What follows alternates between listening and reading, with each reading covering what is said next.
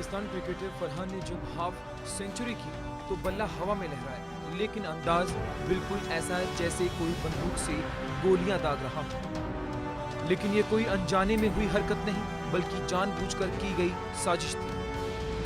दरअसल पहलगाम हमले के बाद ऑपरेशन सिंधु ने पाकिस्तान की बर्बादी फैला दी। रही सही कसर पिछली बार भारत के क्रिकेटर्स ने मैदान पर पाकिस्तान के खिलाड़ियों से हाथ ना मिलाकर पूरी कर दी। दुनिया के सामने हुई इस कदर बेइज्जती से पाकिस्तान बौखलाया हुआ है और इसलिए बल्ले को बंदूक बनाकर जानबूझकर भारत के पहलगाम वाले जख्मों को कुरेदने की हिम्मत पाकिस्तानी क्रिकेटर ने की।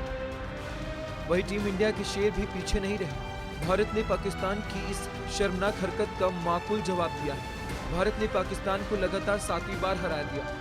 दुबई इंटरनेशनल क्रिकेट स्टेडियम में खेले गए मुकाबले में पाकिस्तान ने 171 रन बनाए, जिसे भारत ने 6 विकेट से आसानी से चेज कर लिया।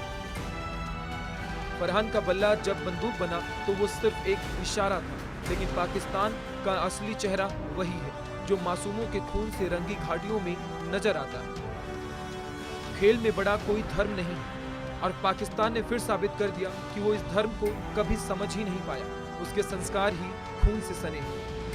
यही वजह है कि एक खिलाड़ी को भी जश्न मनाने का मौका मिला तो बंदूक निकल आई। पाकिस्तानी क्रिकेटर की ये शर्मनाक हरकत उनकी गलती नहीं, बल्कि उस मुल्क की परवरिश का नतीजा, जिसने आतंकवाद को अपनी जमीन से कभी खत्म होने नहीं दिया।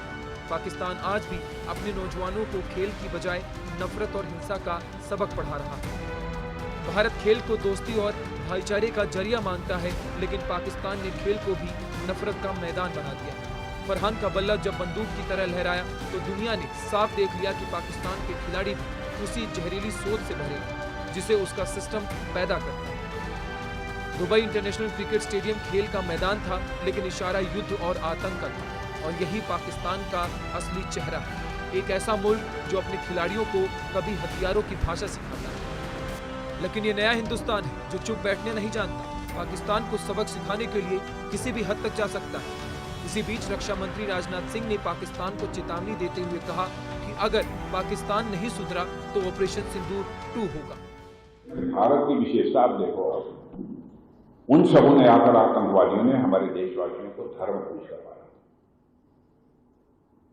लेकिन हम लोगों ने धर्म पूछकर अथवा किसी का धर्म देखकर नहीं मारा, बल्कि उनके कर्म को देखकर मारा है। पार्ट 2 बाकी है कि पार्ट 3 बाकी है, क्या कुछ कह नहीं सकते। अब तो उसके व्यवहार पर निर्भर करता है। आतंकवादी जैसी हरकत करेंगे वैसा जवाब दिया जाएगा। रक्षा मंत्री राजनाथ सिंह ने साफ कर दिया है कि अगर पाकिस्तान बाज नहीं आया तो हिंदुस्तान भी पीछे हटने वालों में से नहीं। पाकिस्तान के खिलाड़ी ने जो हरकत की वो किसी क्रिकेटर की नहीं थी, उसमें आतंकवाद साफ झलक रहा था। लेकिन जब किसी देश के संस्कार ही बंदूक और खून से उपजे हों तो उनके खिलाड़ियों से और भी उम्मीद क्या ही कर सकते हैं। खेल का मंच अगर बंदूक की नकल करने लगे तो ये मानवता के लिए शर्मनाक है।